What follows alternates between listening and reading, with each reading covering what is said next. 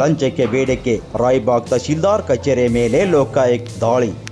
ಲಂಚಕ್ಕೆ ಬೇಡಿಕೆ ಇಟ್ಟ ಹಿನ್ನೆಲೆಯಲ್ಲಿ ರಾಯಬಾಗ್ ತಾಲೂಕಾ ತಹಶೀಲ್ದಾರ್ ಕಚೇರಿ ಮೇಲೆ ಲೋಕಾಯುಕ್ತ ಅಧಿಕಾರಿಗಳಿಂದ ದಾಳಿ ನಡೆಸಿದ್ದಾರೆ. ರಾಯಬಾಗ್ ತಾಲೂಕಿನ ಸೌಸುದ್ದಿ ಗ್ರಾಮದ ರೈತನಾದ ಶಿವಾನಂದ ದುಂಡಗಿಯವರ ಅಜ್ಜನಿಗೆ ಸನ್ 1947ರಲ್ಲಿ ಭೂ ನ್ಯಾಯಮಂಡಳಿ ಆದೇಶದಂತೆ ಮಂಜೂರಾದ ಜಮೀನನ್ನು ಕನಿಷ್ಠ 15 ವರ್ಷಗಳವರೆಗೆ ಪರಭಾರೆ ಮಾಡಬಾರದು ಅಂತ ಪಹಣಿಯಲ್ಲಿದ್ದು ನಿರ್ಬಂಧವನ್ನು ತೆಗೆದು ಆದೇಶ ಮಾಡಿಕೊಡುವಂತೆ ರಾಯಬಾಗ್ ತಹಶೀಲ್ದಾರ್ ಕಚೇರಿಯಲ್ಲಿ ಅರ್ಜಿ ಸಲ್ಲಿಸಿದರು.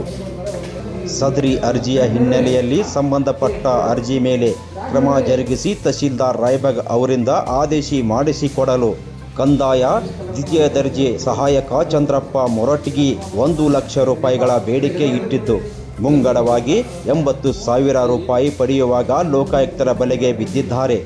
ಈ ಹಿನ್ನೆಲೆಯಲ್ಲಿ ಲೋಕಾಯುಕ್ತ ಅಧಿಕಾರಿಗಳು ದಾಳಿ ನಡೆಸಿ ಆರೋಪಿಯನ್ನು ಬಂಧಿಸಿದ್ದಾರೆ.